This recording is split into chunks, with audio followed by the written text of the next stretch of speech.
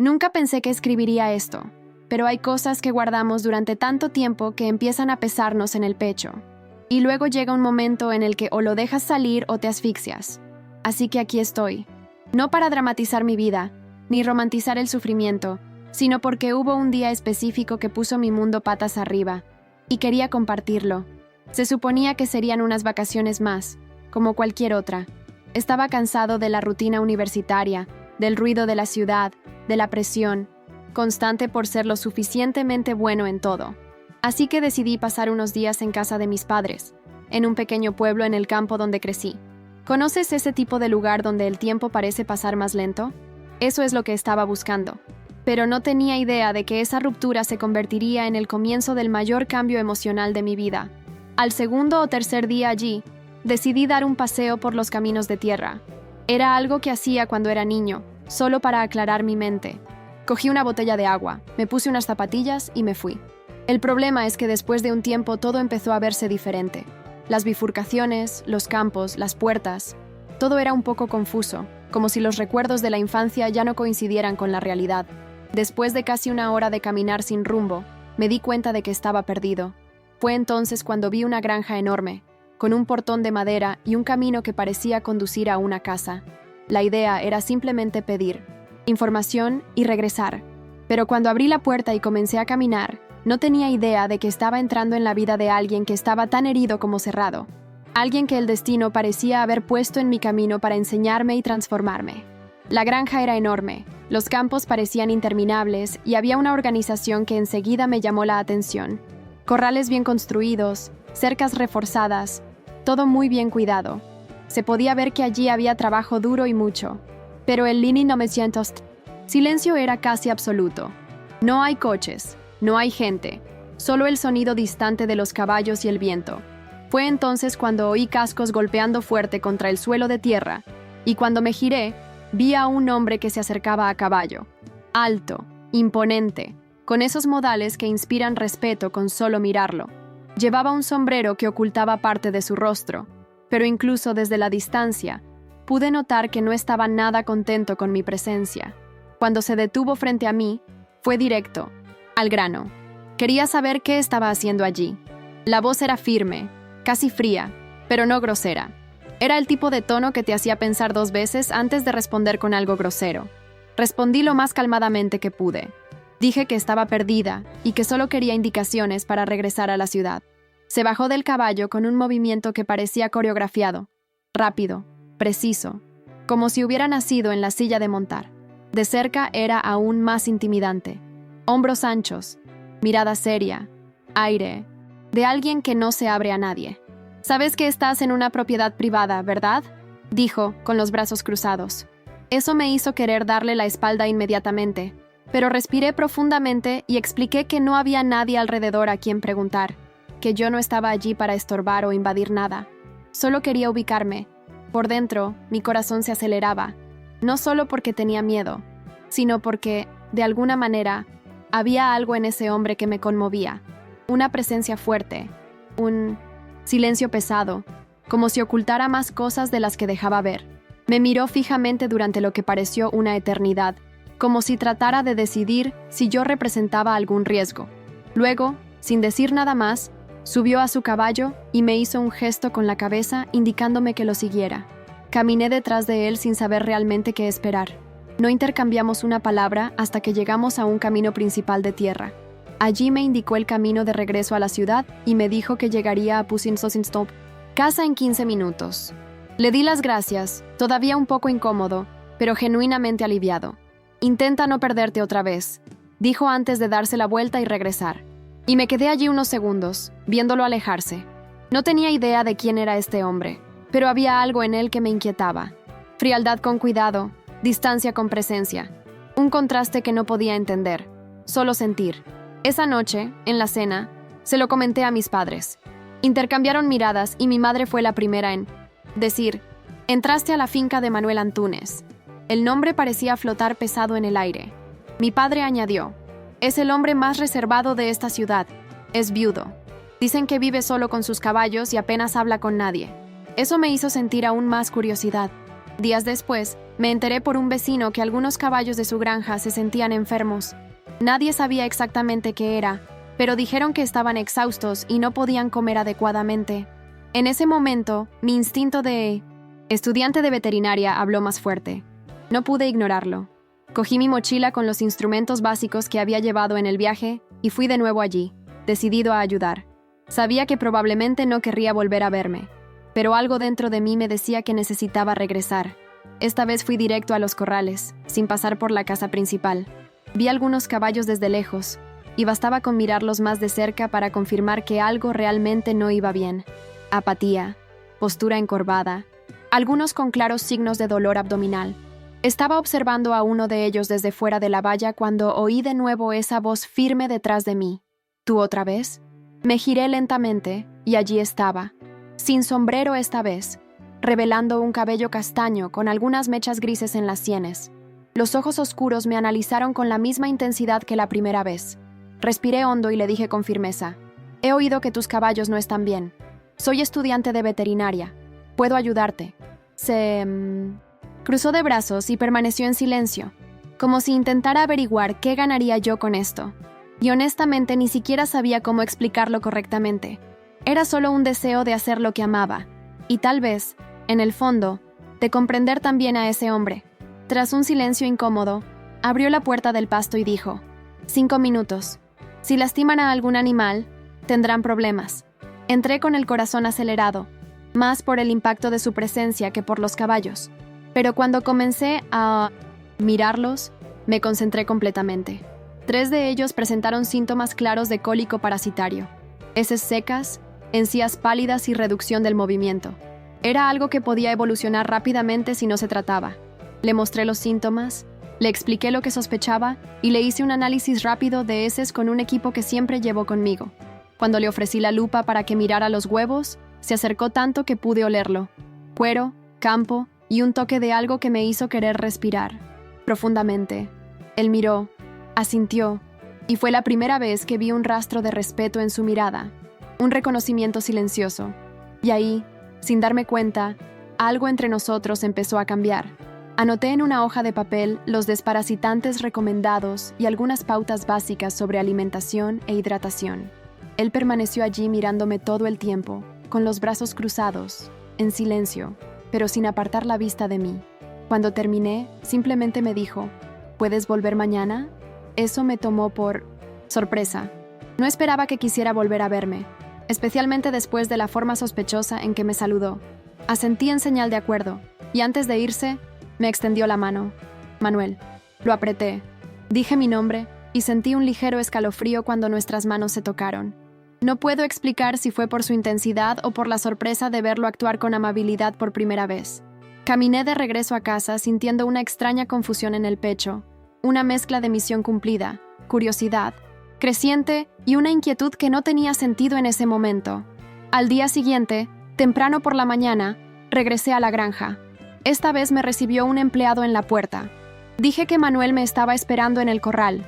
Fui allí con una extraña sensación de familiaridad, como si ese lugar que ayer me parecía extraño estuviera empezando a formar parte de mí. Encontré a Manuel hablando con un hombre mayor, que luego descubrí que era el capataz, Juan. Pregunté por los caballos y Manuel me respondió con menos rigidez, incluso con cierto tono de satisfacción. Había comprado el desparasitante y João ya había comenzado el tratamiento la noche anterior. Volví a examinar a los animales y efectivamente estaban mejorando. Su postura era diferente, sus ojos más vivos. En unos días estarán al 100%, dije.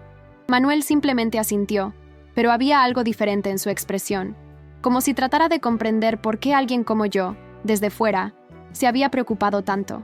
Me preguntó si quería dar un paseo por la granja. Dijo que ya que estaba allí podía aprovechar para conocer mejor el lugar, y por alguna razón acepté sin dudarlo. Caminamos uno al lado del otro por los pastos, mientras él explicaba detalles sobre el ganado, las razas, los ciclos de siembra y cosecha. Manuel habló con seguridad, pero sin arrogancia, y eso me sorprendió. Había oído tanto sobre él, que era cerrado, grosero, insoportable. Y aquí había un hombre que parecía más cansado que cualquier otra cosa. Cansancio viejo y arraigado. propio de alguien que lleva cargando demasiado peso durante demasiado tiempo. Fue cuando llegamos a un rincón más apartado de la granja que vi un caballo aislado, visiblemente cojeando. Me detuve inmediatamente. «Ese está herido», suspiró profundamente. «Es Tempestade. Lleva días así». Sin pensarlo, pedí examinarlo. Dudó, diciendo que el animal era más agresivo, pero luego cedió. Entré al potrero con calma, hablando suavemente, dejando que el caballo sintiera mi presencia. La tormenta era hermosa, imponente, pero claramente incómoda. Logré acercarme y examiné la pata trasera izquierda. Había algo atascado en el casco, probablemente lo que estaba causando el dolor. Al terminar, miré a Manuel y le dije directamente: «Esto no es reciente. Si se hubiera tratado de inmediato, no estaría así». Frunció el ceño, se quedó en silencio y luego soltó. El veterinario dijo que solo era descanso. Le expliqué que requería tratamiento con antibióticos, antiinflamatorios y cuidados diarios. Fue entonces cuando me miró de otro modo. «Más vulnerables. ¿Puedes cuidarlo?». Me quedé en silencio por un segundo, sintiendo el peso de lo que eso significaba. Dije que sí, que podía guiarlo todo. Él asintió, y cuando nos despedimos ese día, había algo en sus ojos que decía más que cualquier palabra. En los días siguientes establecí una rutina. Llegaría temprano, alrededor de las 8 de la mañana, cuidaría de Tempestade, acompañaría a los demás caballos y luego partiría al final de la mañana. A veces aparecía Manuel durante las consultas. Se quedaba allí en silencio, apoyado en la reja, simplemente observando. Al principio no intercambiamos muchas palabras, pero poco a poco empezó a hacer preguntas. Primero sobre los caballos, luego sobre mí, sobre la universidad, sobre la vida en la capital.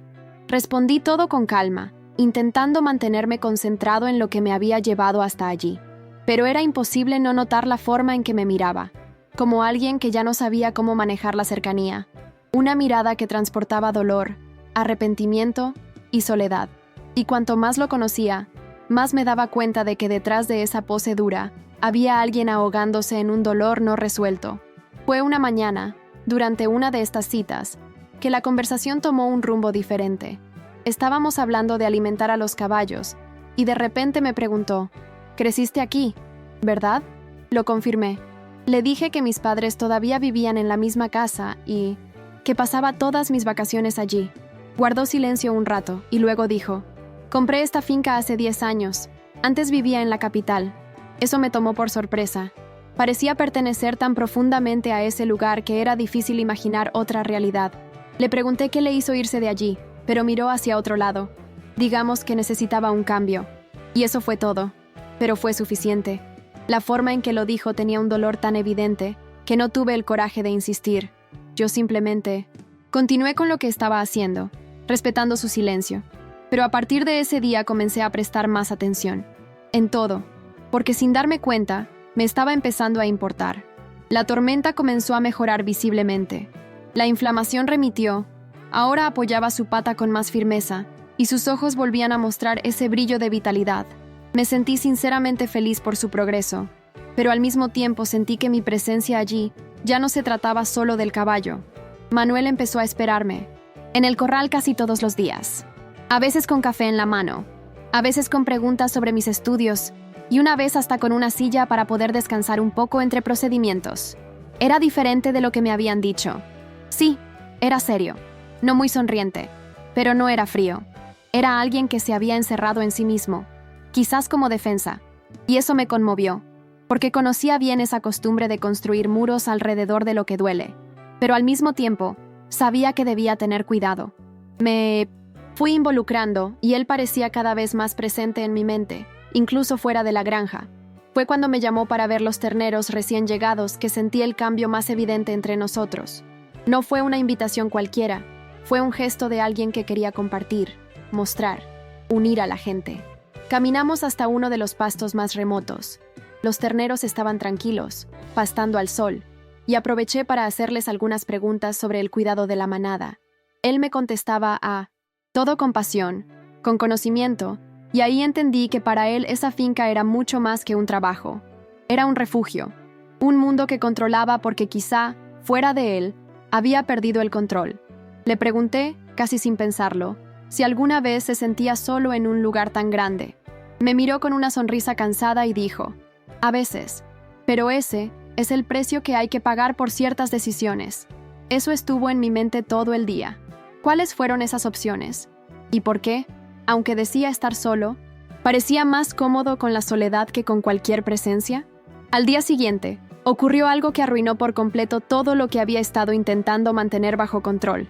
Llegué a la finca como de costumbre, pero esta vez Manuel no estaba en el corral. Fue el capataz, Juan, quien me dio la bienvenida. Dijo que Manuel había salido temprano para revisar un problema en el Pasto Norte y me preguntó si podía ir solo ese día. Acepté sin pensarlo mucho. Ya me sentía segura con los caballos y el espacio, como si parte de mí ya se hubiera adaptado a esa rutina. Estaba examinando a Tempestade, que ya mostraba una mejoría casi completa, cuando oí un ruido extraño que venía del pasto de al lado. Uno de los toros jóvenes estaba agitado, corriendo de un lado a otro. Cuando miré más de cerca, me di cuenta que tenía cables atrapados en la pata. Actué por impulso. Cogí mi mochila y caminé hacia el pasto. Sé que fue imprudente. Sé que podría haber esperado para recibir ayuda. Pero en ese momento, lo único que podía pensar era que el animal estaba sufriendo. La aproximación fue lenta, cautelosa, pero el toro estaba en pánico. Cuando estuve lo suficientemente cerca para intentar ayudarlo, se giró bruscamente y vino hacia mí. Intenté apartarme, pero tropecé con una roca y caí con fuerza al suelo. El dolor en mi tobillo fue inmediato, agudo, paralizante. El toro me pasó, por suerte sin golpearme directamente, pero el susto y el dolor me dejaron sin reacción durante unos segundos. Intenté levantarme y no pude. Grité pidiendo ayuda, pero estaba lejos de la granja. El mundo parecía demasiado tranquilo y el dolor comenzó a apoderarse de mi cuerpo. Fue entonces cuando oí el galope. Un sonido fuerte y urgente, como en una escena de película. Manuel apareció en su caballo, se bajó de la silla antes de que el animal se detuviera y corrió hacia mí. ¿Qué pasó? Su voz era diferente, asustada y desesperada. Le expliqué entre respiraciones cortas, mientras examinaba mi tobillo, cuidadosamente. «Podría estar roto», dijo. «Ahora vas al hospital». Intenté discutir, decirle que quizá no era tan grave, pero no me dejó. «Cállate», dijo, en un tono que no dejaba lugar a discusiones. Y antes de que pudiera insistir, me levantó con una facilidad que me tomó por sorpresa. Su toque era firme pero cuidadoso.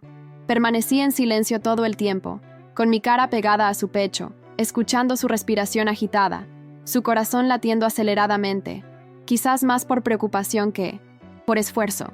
Me colocó con cuidado en la silla, montó detrás de mí y cabalgamos hasta el cuartel general. Yo, avergonzada, tensa, con dolor. Estaba concentrado, tenso, con sus manos agarrándome fuerte para asegurarse de que no me cayera. Nadie dijo nada, pero el silencio lo dijo todo. Sentí que no se trató solo de un accidente. Se trataba de su miedo a perder, una vez más, a alguien a quien estaba empezando a importarle. Al llegar a la sede, me subió al camión y condujo hasta el hospital de la ciudad como si cada segundo importara. Su rostro estaba cerrado, pero sus ojos, cuando se volvieron hacia mí, transmitían un miedo que nunca había visto antes. En el hospital el diagnóstico llegó rápido. Esguince severo, sin fractura, pero con indicación de reposo absoluto durante al menos una semana. Cuando salimos pensé que me iba a dejar en casa de mis padres, pero siguió el camino de regreso a la granja. «¿A dónde vamos?», yo pregunté. «A mi casa. Te quedarás ahí hasta que te mejores». Intenté protestar, decirle que no era necesario, pero él insistió. «Te lastimaste en mi propiedad intentando ayudar a uno de mis animales. Ahora es mi responsabilidad cuidarte». Pero no había solo responsabilidad en su tono. Había algo más. Algo entre el celo y la necesidad de mantener cerca aquello que, tal vez, no estaba dispuesto a perder. Su casa era diferente a lo que imaginaba. Impresionante por fuera. En el interior, sorprendentemente acogedor. Mobiliario rústico pero bien cuidado. Espacios amplios y silenciosos, pero con toques que delatan que en algún momento hubo una familia allí. Me alojó en la habitación de invitados, en el piso superior, con una hermosa vista de los campos. Subió las escaleras conmigo en brazos, sin dejarme intentar poner el pie en el suelo. «Quédate aquí. Si necesitas algo, llámame. Mi habitación está justo al lado». Su manera de decir las cosas tenía una mezcla de mando y afecto que me confundió. Dije que recogería mis cosas de la casa de mis padres. Le pedí que no se preocupara, pero ya estaba en la puerta. Cuando regresó, a última hora de la tarde, traía una maleta que había preparado mi madre y una expresión tensa. No les gustó la idea. ¿Quiénes son?, yo pregunté. Tus padres. Y en ese momento comprendí que mi presencia allí ya estaba creando revuelo, aunque aún no sabía el alcance del mismo. Cenamos en la habitación. Su ama de llaves, la señora Carmen, trajo 2 bandejas y nos dejó solos. Estuvo nervioso todo el día, dijo con una sonrisa cómplice. Nunca había visto al jefe así. Manuel apareció poco después, con su propia bandeja, y acercó una silla al lado de la cama. Hablamos de los caballos, de mi recuperación, de tonterías que nos distraían. Por primera vez lo vi relajarse. Habla más a la ligera, riéndome de una broma tonta que hice.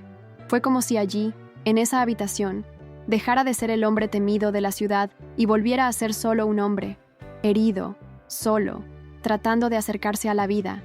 Le pregunté por su familia y me respondió, mirando su plato. Está lejos. Había un silencio entre líneas que respeté. No insistí, pero sentí que, poco a poco, estaba intentando abrir una puerta que había estado cerrada durante demasiado tiempo. Y yo, sin darme cuenta, ya había entrado. Al día siguiente, me desperté con el suave sonido de un golpe en la puerta. Era Manuel con el desayuno. Llevaba una bandeja con todo dispuesto. Café recién hecho, pan con queso y un pequeño frasco de mermelada. ¿Cómo? ¿Está tu tobillo?, preguntó sin mirarme directamente. Dijo que el dolor había disminuido, pero todavía le dolía cuando intentaba ejercer presión. Él asintió en silencio, colocó la bandeja sobre la cómoda y se sentó en el sillón junto a la ventana. El silencio no era incómodo. Fue como si estuviéramos aprendiendo a compartir el espacio con calma. No hablamos mucho, pero poco a poco comencé a notar sus pequeños gestos, su preocupación oculta, sus ojos que buscaban los míos cuando pensaba que no. Estaba mirando. Fue extraño estar allí, tan cerca de alguien a quien apenas conocía hasta hace unos días, pero también era natural, como si algo dentro de mí supiera que esta historia apenas comenzaba. Pasó todo el día en la casa, pero siempre estaba cerca. Respondí mensajes, contesté el teléfono, resolví asuntos de la granja, todo desde la oficina. Por la tarde salió unas horas, pero dejó a la señora Carmen a cargo de todo lo que necesitaba. Cuando regresó, parecía más tenso. Decidí no preguntar. Pero esa noche, cuando trajo la cena, noté que estaba más tranquilo que de costumbre. Esperé a que se sentara, comiera algo, y luego le pregunté, ¿está todo bien? Respiró hondo.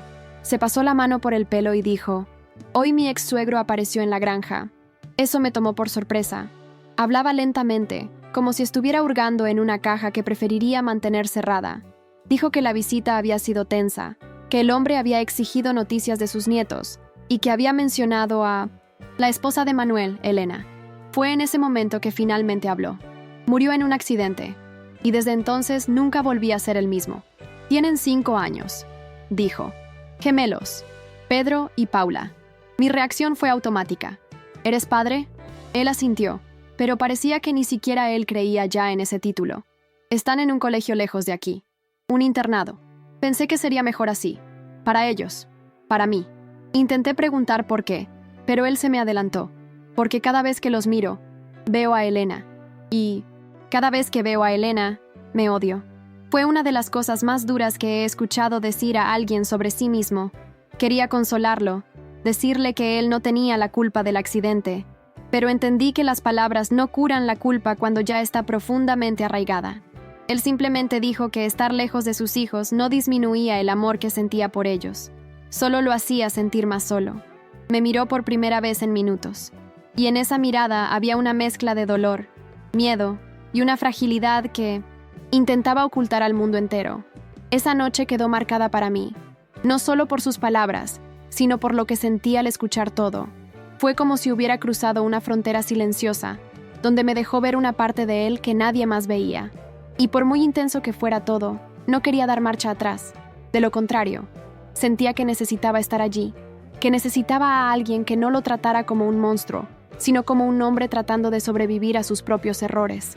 Esa misma noche, cuando Carmen me trajo la cena, me dijo suavemente, no es fácil, pero nunca he visto al jefe tan diferente como ahora. Eso confirmó lo que ya sospechaba. Me estaba metiendo con algo que él mismo no sabía cómo manejar. Y aún con todas las inseguridades, eso me hizo querer quedarme. En los días siguientes, comencé a ver a Manuel bajo una luz diferente. No se trataba solamente de la gente del pueblo. Era un padre ausente que intentaba encontrar el coraje para regresar. Un viudo lidiando con la culpa. Un hombre perdido entre lo que era y lo que quería ser. La convivencia cotidiana hacía más significativos los pequeños gestos. El café dejado en la mesa, la puerta de la oficina abierta, las conversaciones al anochecer. Y yo, aún con el tobillo todavía hinchado, comencé a caminar más a menudo por la casa. Era como si el lugar se fuera convirtiendo poco a poco en un hogar extraño y acogedor al mismo tiempo.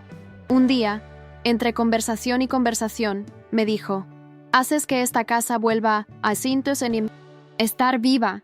Me quedé sin palabras.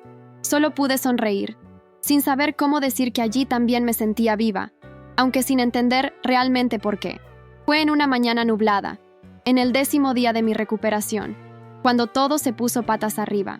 Yo ya podía caminar con ayuda de muletas, y aproveché que Manuel había salido a resolver algo con un proveedor para explorar un poco más la casa. Fui a la biblioteca, una habitación grande y tranquila, llena de libros viejos y muebles de madera oscura. Estaba hojeando un libro sobre cría de caballos cuando oí voces que venían del exterior. Cojeando hacia la ventana, pude ver a Manuel en el patio, discutiendo con un hombre mayor, bien vestido y de postura arrogante. La conversación era tensa y pesada. Solo pude captar fragmentos, pero fueron suficientes. No puedes impedirme ver cómo son. Los abandonaste. Son mis nietos. Y entonces escuché el nombre que se quedó como un clavo en mi mente. Elena. El hombre era el padre de la difunta, esposa de Manuel. Y de repente, todo empezó a encajar. Ella murió por tu culpa. Fue la última frase que escuché antes del silencio aplastante que siguió. Regresé a mi silla tratando de procesar todo. El hombre había culpado directamente a Manuel por la muerte de su hija. Y lo peor es que no lo negó. La mirada en el rostro de Manuel cuando regresó adentro no era solo de enojo, era de derrota. Y cuando entró a la biblioteca y me vio, supo inmediatamente que lo había escuchado. Él no preguntó. Simplemente se sentó en uno de los sillones con los hombros hundidos y dijo: «Tienen 5 años. Pedro y Paula. Están en un internado desde principios de año». La voz era baja, sin fuerza. Pensé que era lo mejor, pero quizá fue solo cobardía. Eso me destrozó por dentro, porque allí, frente a mí, estaba un hombre que se castigaba cada día por una tragedia, y que, en el fondo, solo quería una oportunidad de ser perdonado, por alguien, por él mismo o por sus hijos. Sentí un deseo enorme de abrazarlo, de decirle que no estaba solo, que no necesitaba cargar con todo eso en silencio, pero no lo hice, al menos no todavía. Esperé a que continuara, y continuó. Dijo que después de la muerte de Elena, todo se fue al traste, que apenas podía levantarme de la cama, que cada rincón de la casa parecía gritar su nombre, y cuando vio a sus hijos, el peso de la culpa era tan insoportable que parecía que no cabía dentro de su cuerpo. Cada vez que los miro, recuerdo las últimas palabras que le dije. Su voz se quebró al pronunciar esa frase, y por más doloroso que fue escucharlo, me quedé. Escuché en silencio, respetando las pausas, la respiración entrecortada, los ojos rojos que intentaba ocultar con las manos. Me quedé porque él necesitaba que alguien se quedara, y quizás porque, aún sin admitirlo, también necesitaba estar allí. ¿Crees que me odiarán?, preguntó de la nada, con sus ojos fijos en los míos. Respondí con firmeza: ellos te necesitan, y tú los necesitas. De eso se trata. Suspiró, largo y profundo, como si intentara expulsar algo que llevaba años atrapado en el pecho. No sé cómo ser padre. Nadie lo sabe hasta que tiene que serlo. Y aún así, aprendemos. Esa conversación no fue un milagro, no fue el final del dolor, pero fue el comienzo de algo, un cambio, un rayo de luz. En los días siguientes lo noté más tranquilo, pero también más presente. Y entonces, una mañana, apareció en la habitación con su teléfono celular en la mano. Llamé a la escuela. Mi corazón se aceleró. Vienen mañana, Pedro y Paula. Te dije que era una emergencia. Lo miré sin poder ocultar mi nerviosismo. ¿Estás listo? Él se rió sin humor. No, pero si espero hasta estar listo, esperaré para siempre. Esa noche fue larga. Apenas pude dormir. No dejaba de pensar en todo, en la llegada de los niños, en la carga emocional que eso traería, y principalmente en cómo afrontaría Manuel el reencuentro. A la mañana siguiente apenas hablaba. Caminó por la casa como si estuviera midiendo cada paso, tratando de prepararse para algo imposible de predecir. A las 2 de la tarde llegó el furgón del colegio. Observé todo a través de la ventana. Pedro bajó primero, corriendo hacia el frente de la casa, con los ojos llenos de curiosidad. Poco después llegó Paula, más lentamente, cogida de la mano de la maestra. Los dos parecían demasiado pequeños para tanto silencio. Y cuando vieron a Manuel, dudaron. Fue Pedro quien rompió la distancia. ¡Papá!, gritó corriendo hacia él, con los brazos abiertos. Manuel se arrodilló y lo abrazó fuertemente. Vi su espalda temblar. Solo entonces se acercó Paula, lentamente. Manuel la recibió con delicadeza, como si sostuviera algo precioso y frágil a la vez. Después que el profesor se fue, bajamos a saludarlos. Manuel me los presentó con el cariño de quien entiende que el cariño hay que construirlo. Ella es Lara, una amiga especial de papá. Pedro, más extrovertido, sonrió y preguntó: ¿Vives aquí también? Por ahora sí. Estoy ayudando a tu padre con los caballos y ahora también con vosotros. Paula me miró atentamente, con desconfianza, como quien todavía no sabe si puede confiar en mí. Y eso está bien. Esto era nuevo para ella, y quizás aterrador. Más tarde, mientras exploraban la casa, Paula le susurró algo al oído a su hermano, y él, sin filtro, le dijo: ¿Quieres saber si nos vas a mandar lejos otra vez? Manuel se quedó congelado por un segundo. Se arrodilló ante ellos y respondió con voz entrecortada: No, mis amores. Se quedarán aquí, conmigo, si quieren, para siempre. Y fue en ese momento que comprendí el peso de la palabra hogar. A veces solo existe cuando lo dice en voz alta alguien que finalmente entiende lo que es el amor. Poco a poco nos fuimos adaptando a la nueva rutina. Pedro se sintió como en casa desde el primer día. Corría por los pasillos, preguntaba por todo y quería ayudar con cualquier tarea, por pequeña que fuese. Paula era más reservada, observaba mucho, hablaba poco y solo dormía con la luz encendida. Manuel hizo lo mejor que pudo para acercarse, pero su inseguridad todavía lo frenaba a veces. Era como si tuviera miedo de romper algo con el más mínimo gesto. Yo, por otro lado, me convertí en un vínculo entre ellos. Ayudó con las comidas, los baños, los juegos y las conversaciones difíciles. Un día, cuando Paula se cayó y se raspó la rodilla, corrió hacia mí en lugar de ir hacia su padre. Manuel lo vio, y aunque lo ocultaba, le dolió. Por la noche hablamos de ello. Dije que su afecto todavía estaba en construcción. No has perdido su amor, solo necesitas volver a aprender a ser un refugio seguro. Él no respondió, pero sostuvo mi mano durante unos segundos en silencio.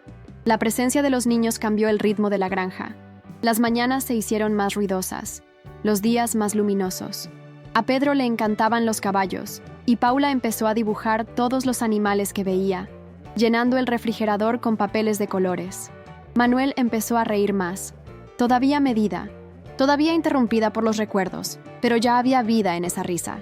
Y yo me iba involucrando cada vez más. Una tarde, mientras observábamos a los niños jugando en el césped, me miró con una mezcla de gratitud y confesión. Los trajiste de vuelta, y me trajiste a mí también. Eso me afectó, porque era verdad, pero también porque no se daba cuenta de que allí me estaban reconstruyendo a mí mismo. Había venido a buscar descanso, y encontré un caos lleno de amor, dolor y reencuentros. Pero también encontré algo que nunca esperé. Una familia naciendo de lo que quedaba de otra que parecía haberse perdido. Los días siguientes estuvieron marcados por pequeñas victorias. Manuel comenzó a llevar a sus hijos a alimentar a los caballos al amanecer, aún con sueño en los ojos.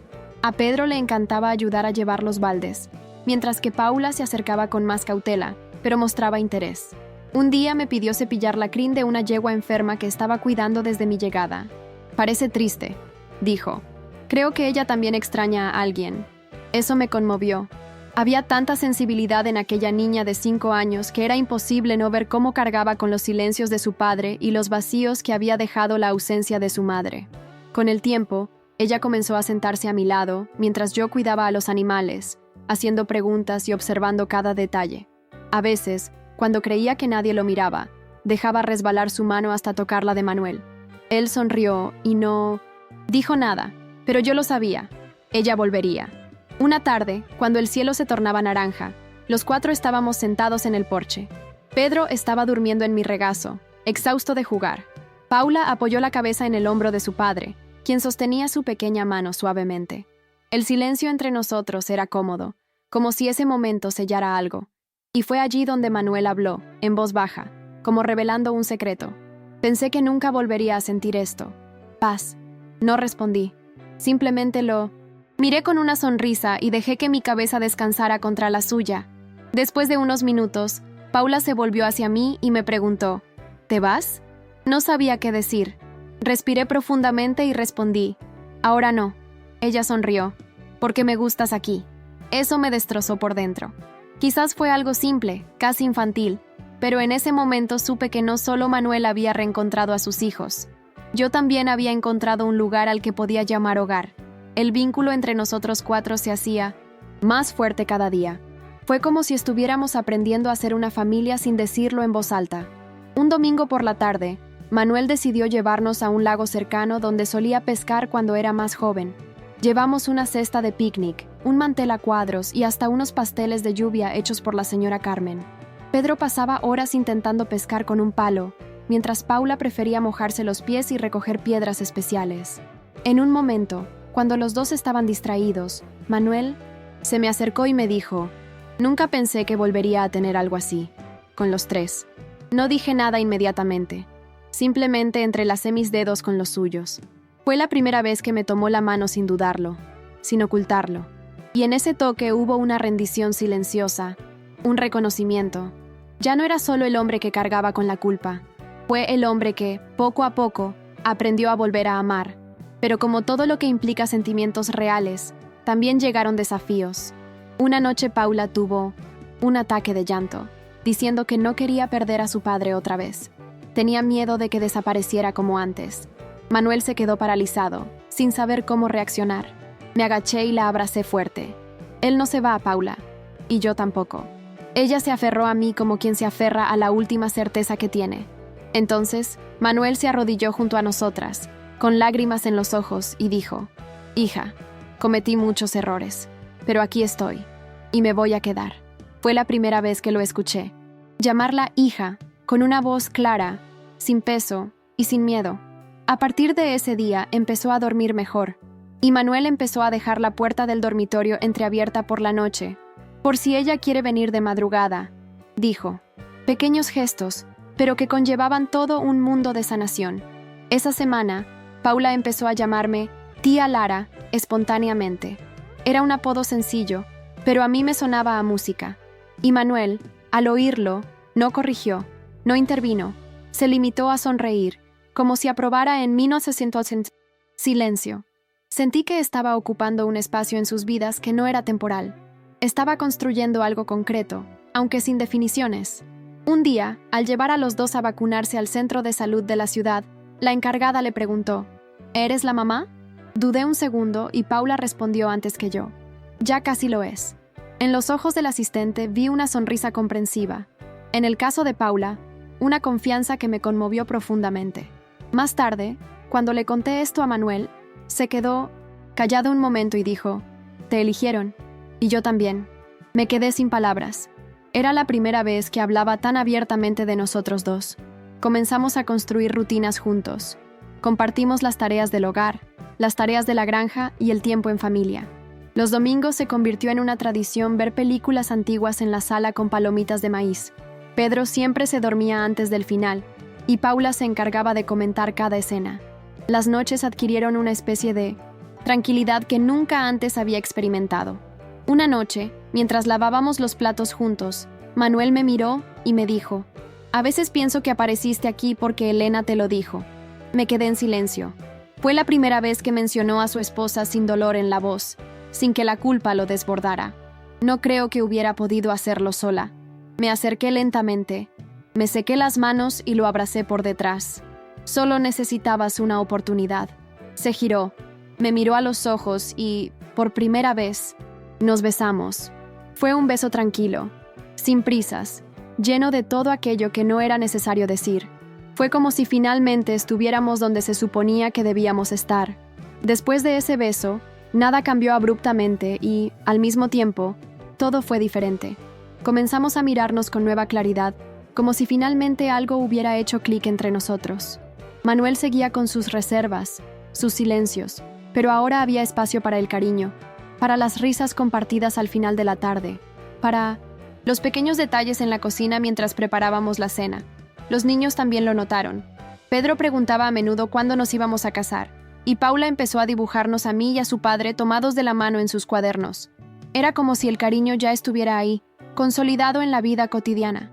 Un día, mientras peinaba a Paula, ella me preguntó: «Si nos casamos, ¿serás mi madre?». Respondí con el corazón en la boca: «Si quieres que lo sea». Ella sonrió y dijo: «Entonces lo hago». Fue el momento más simple y abrumador de mi vida.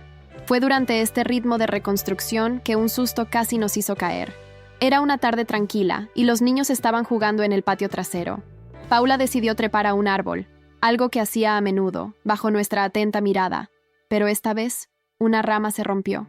El sonido seco de la madera, el grito amortiguado y su cuerpo cayendo me paralizaron por un segundo eterno. Corrí hacia ella con el corazón acelerado, Manuel justo detrás de mí. Ella estaba consciente, pero lloraba mucho y no podía mover la pierna. Llamamos una ambulancia y la acompañé al hospital con Manuel. Fueron los minutos más largos de mi vida. Le sostuve la mano todo el tiempo, diciéndole que todo iba a estar bien, aunque no estaba segura. Cuando finalmente apareció el médico, dijo que era una fractura, pero que estaría bien. Me desplomé. Sentí por un momento que todo lo que habíamos construido pendía de un hilo, y me di cuenta de que ese amor que nacía lentamente ya era vital. Durante los días que Paula estuvo hospitalizada, prácticamente no me separé de su lado. Dormía en una silla incómoda, con el cuerpo dolorido pero el alma firme.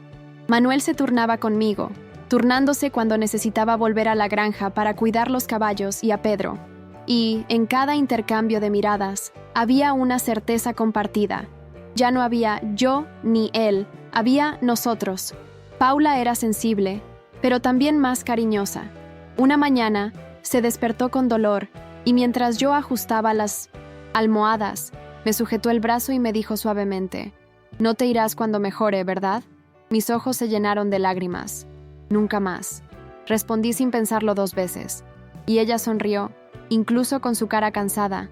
Esa sonrisa fue todo lo que necesité para confirmar lo que mi corazón ya sabía. No me había enamorado de un hombre. Había estado enamorado toda la vida. El día de su alta, salió del hospital con un yeso en la pierna y un brillo en los ojos. Pedro corrió a abrazarla y Manuel la levantó, como si llevara un milagro. Regresamos a casa con una sensación aún más intensa de empezar de nuevo. Ayudé con el baño, con la medicina, con la adaptación. Y una tarde, mientras cortaba fruta en la cocina, Paula me llamó al dormitorio. Tenía un dibujo en sus manos. Ella, Pedro, Manuel y yo, todos tomados de la mano, con un sol sonriente arriba. «Ahora es nuestra familia», dijo. Y luego añadió: «¿Puedes ser mi verdadera madre?». Me arrodillé frente a ella, la abracé fuerte y le prometí: «Seré todo, lo que quieras que sea, todos los días». En ese momento comprendí que la maternidad no siempre nace de la sangre. A veces brota del cariño constante, de la presencia diaria, del amor silencioso que te toma de la mano incluso en los días difíciles. Los días siguientes estuvieron marcados por una paz diferente, más sólida. Incluso con las dificultades de la recuperación de Paula, la casa estaba llena de cuidados. Pedro parecía protector, Manuel parecía más relajado y yo me sentí completa. Por primera vez en mucho tiempo, empecé a repensar mis planes de regresar a la capital. La universidad, las prácticas, todo lo que alguna vez había sido mi única dirección, ahora parecía lejano, como una vida que ya no me pertenecía. Manuel, notando mi conflicto interno, no me presionó. Él simplemente me miró con esa mirada suya, como diciendo: «Eres libre, pero si quieres, quédate». Y fue una noche, después de acostar a los niños, que me dijo sin rodeos: «Sé que tienes tus planes, tus caminos, pero si decides quedarte, quiero que sepas que este lugar también es tuyo. No solo la casa, sino todo». Y cuando dijo todo, entendí exactamente lo que quería decir. No respondí de inmediato. Me fui a dormir con el corazón lleno y la cabeza hirviendo. Me desperté antes de que saliera el sol. Caminé alrededor de la casa, toqué las paredes, olí el café que aún no se había hecho, vi los dibujos en la nevera, las botas sucias en un rincón de la habitación, los juguetes esparcidos por todos lados, y comprendí: esa era mi casa, No porque lo hubiera planeado, sino porque la vida de alguna manera me había llevado hasta allí.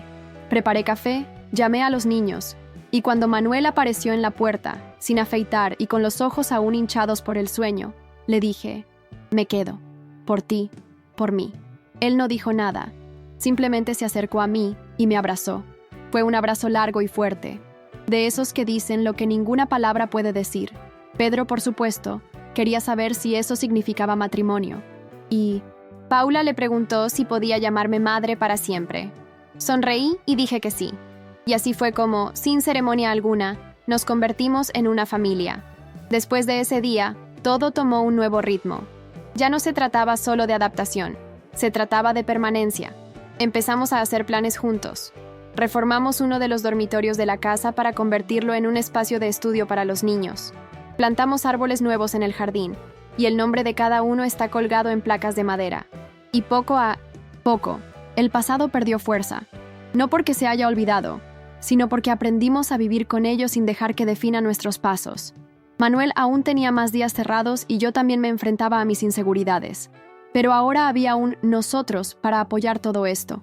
Una noche, cuando se fue la luz debido a la fuerte lluvia, nos reunimos a la luz de las velas en la sala de estar. Paula cantó una canción que aprendió en la escuela. Pedro se hizo pasar por un monstruo para asustarnos, y Manuel tocó la guitarra por primera vez desde la muerte de Elena. Era imperfecta, desafinada, pero tan llena de vida que me dolía el pecho de gratitud. La comunidad de la ciudad, que antes me veía como un extraño, comenzó a reconocerme como parte de esa historia. La gente me saludaba con más familiaridad, me llamaban por mi nombre y me pedían consejos sobre el cuidado de los animales. Me convertí en la chica de los caballos y, más tarde, simplemente en Lara de la granja Antunes. Con cada pequeño logro, sentí que mi lugar allí se arraigaba. Un sábado organizamos una fiesta de junio en la granja. Vinieron niños del barrio, hubo fogata, juegos y torta de choclo hecha por la abuela de una amiga de Paula. En medio de la música y luces de colores, Manuel se acercó y, sin decir nada, me colocó un anillo de plata en el dedo. No fue una petición formal, no hubo ningún discurso, solo un gesto tranquilo y sereno, como todo lo que habíamos vivido hasta entonces. Lo abracé fuerte y le susurré al oído. Sí, fue el sí más obvio de mi vida. A partir de ese día empezamos a organizar la boda, pero sin prisas, sin grandes formalidades. Queríamos algo íntimo, con el aspecto y la sensación de nuestra historia. Paula insistió en diseñar las invitaciones. Pedro quiso ser el jefe de decoración, y Manuel se encargó de construir un pequeño altar de madera bajo el árbol de mango detrás de la casa. Todo era sencillo, pero lleno de significado. Pude ver en los ojos de los niños la buena ansiedad de quien siente que algo hermoso está por venir. Y una nueva serenidad creció dentro de mí. Un amor tranquilo que no pedía garantías, sino que construía certezas día a día. Una tarde, sentada en mi habitación, mirando la luz entrar por la ventana y escuchando las risas del exterior, me di cuenta de que ya no tenía dudas. Todo lo que siempre había buscado, amor, significado, pertenencia, estaba allí. No de la manera que lo planeé, sino exactamente de la manera que necesitaba. El día de la boda, el cielo parecía pintado a mano. La ceremonia fue pequeña, bajo el árbol de mango, con los vecinos más cercanos, algunos familiares y muchas sonrisas sinceras. Paula entró luciendo un sencillo vestido blanco y una flor en el pelo.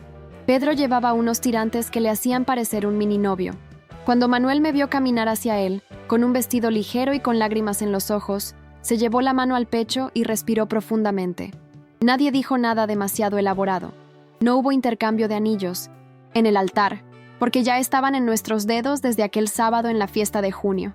Pero hubo palabras sinceras, promesas silenciosas y un beso que selló mucho más que un compromiso. Selló un camino de reconstrucción. Después de la fiesta, por la noche, cuando éramos solo 4, Paula se acostó en mi regazo y me dijo: «Ahora somos una verdadera familia, ¿verdad?» Y Manuel me respondió: «Siempre lo fue». A medida que fueron pasando los meses, fuimos encontrando nuestro ritmo como familia. Las mañanas comenzaban con el sonido de los niños preparándose, el olor a café recién hecho, y los pasos de Manuel por el patio. Yo me encargaba de los animales, pero ahora también ayudaba a Pedro y Paula con sus tareas escolares. A veces, en las noches más tranquilas, todos nos sentábamos en el porche solo para ver cómo el cielo oscurecía. Había algo sagrado en esta rutina, algo que ninguna gran ciudad, ninguna oportunidad académica o ningún plan anticuado podían ofrecer. No extrañé el bullicio de la capital, las bocinas, las aulas llenas. Mi vocación siguió viva, pero ahora moldeada por la realidad de la vida rural, los afectos que me rodeaban, las necesidades que me llamaban allí. Y resultó que estaba exactamente donde se suponía que debía estar, viviendo una versión de felicidad que nunca podría haber imaginado por mi cuenta. Una de esas noches tranquilas, Paula tuvo una pesadilla. Ella se despertó asustada, llorando, diciendo que había soñado que yo me iba. Corrí a la habitación, la abracé fuerte y sostuve su rostro entre mis manos. «Estoy aquí, mi amor. Fue solo un sueño». Ella sollozaba, aferrándose a mi pijama.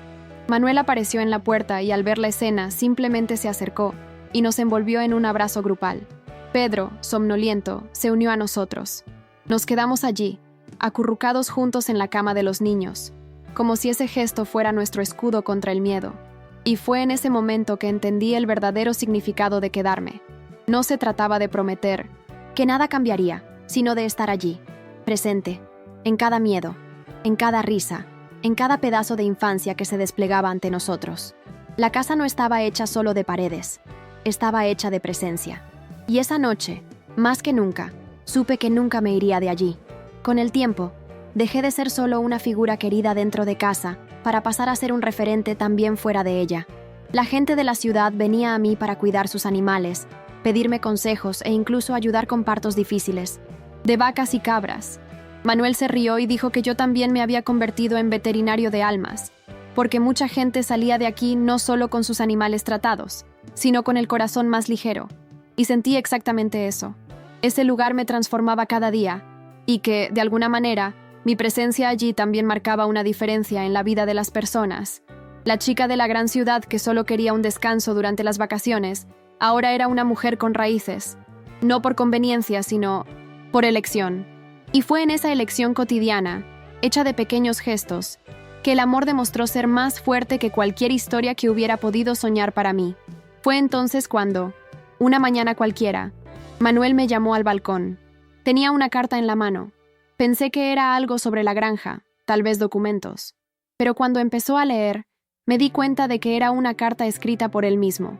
«Lara», dijo, «llegaste como si no quisieras quedarte, pero te quedaste como si siempre hubieras pertenecido. Me sanaste sin prometer nada. Me ayudaste a ser padre sin exigir perfección. Me mostraste que el amor no es la ausencia de dolor, sino la presencia a pesar de él». La carta continuaba con palabras sencillas pero de peso. Y al final, dijo, «Quiero envejecer a tu lado, aunque hayamos vivido otras vidas antes de esta. Quiero que esta sea la que perdure». No pude decir nada. Simplemente lo abracé y dejé que las lágrimas cayeran. Era el tipo de declaración que no necesitaba respuesta, porque ya existía en todo lo que vivíamos día tras día. Aquella carta quedó guardada en mi mesita de noche, entre fotos, notas de los niños y otros pequeños recuerdos de nuestra vida cotidiana.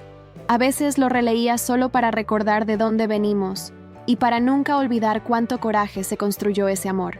Pedro y Paula crecieron con la seguridad de un hogar sólido. Risas en la cocina, tomados de la mano en los momentos difíciles. Se convirtieron en adolescentes con personalidades fuertes, pero con corazones llenos de respeto y cariño. Y nosotros, incluso con los desafíos de la vida cotidiana, nunca dejamos de ser socios. Tuvimos peleas, por supuesto. Tuvimos días de silencio e incluso algunos en los que pensé, ¿realmente se suponía que iba a ser así? Pero solo hacía falta un gesto, una mirada, una conversación en la oscuridad de la noche, y todo volvía a encajar. Porque al final eso fue lo que pasó. La vida no era perfecta, pero el amor era real. Y eso fue suficiente. Hoy, mirando hacia atrás, veo cómo todo encajó de una manera que nunca hubiera predicho. El joven veterinario que solo quería pasar un tiempo lejos de la ciudad, terminó encontrando todo lo que ninguna ciudad podía ofrecer. Significado, conexiones, una nueva oportunidad. Manuel, con sus silencios y profundidades, me enseñó que amar también es reaprender. Los niños me enseñaron a ser madre, con errores, con tropiezos, pero siempre con todo el corazón. Y me enseñé a quedarme. No huir del miedo, no retirarse. Ante algo demasiado intenso, Porque amar, descubrí, es elegir, cada día, incluso cuando es difícil, incluso cuando duele. Y yo elegí esta casa, este hombre, estos niños, yo elegí esta historia. Y si un día alguien me pregunta si valió la pena perderse por ese camino rural, diré, fue allí donde finalmente me encontré. A veces, cuando el sol se pone detrás de la colina y el cielo se vuelve naranja y lila, me siento en el porche con un café caliente en mis manos y observo todo lo que me rodea. Los árboles que planté con los niños, el balcón que Manuel reformó con tanto cariño, el olor a tierra mojada después de la lluvia. En momentos como estos, pienso en todo lo que podría haber sido diferente. Cuántas decisiones estuve a punto de tomar. Cuántas veces pensé en rendirme, en volver a una vida más predecible. Pero lo que construimos aquí no estuvo hecho de certezas, sino de entrega, de coraje. Y eso es lo que llevo conmigo cada día. La certeza de que el amor no es cuestión de destino, sino de presencia. Mirar a los ojos a quienes amamos, incluso en los días difíciles, y decir, sigo aquí, porque fue esta permanencia silenciosa la que transformó una historia marcada por el dolor en una nueva historia, llena de esperanza. Y si alguien está leyendo esto ahora mismo, tal vez en algún rincón de internet, queriendo creer que es posible encontrar el amor después de la pérdida, después del miedo, después del caos, yo digo, sí, lo es. Pero no esperes que suceda como en las películas. El amor verdadero llega sin guión, con manos callosas y el corazón remendado. Requiere paciencia, escucha, dedicación diaria. Encontré mi amor donde menos lo esperaba, en un camino de tierra, en una granja olvidada, en un hombre que lo había perdido todo y en dos niños que solo querían que alguien se quedara. Hoy en día tenemos una vida sencilla, llena de rutina, llena del ruido de los niños y del olor de un pastel en el horno. Y honestamente, no lo cambiaría por nada, porque a veces, lo que parece solo un desvío en el camino es en realidad el comienzo de todo lo que siempre hemos estado buscando, sin siquiera saber que existía.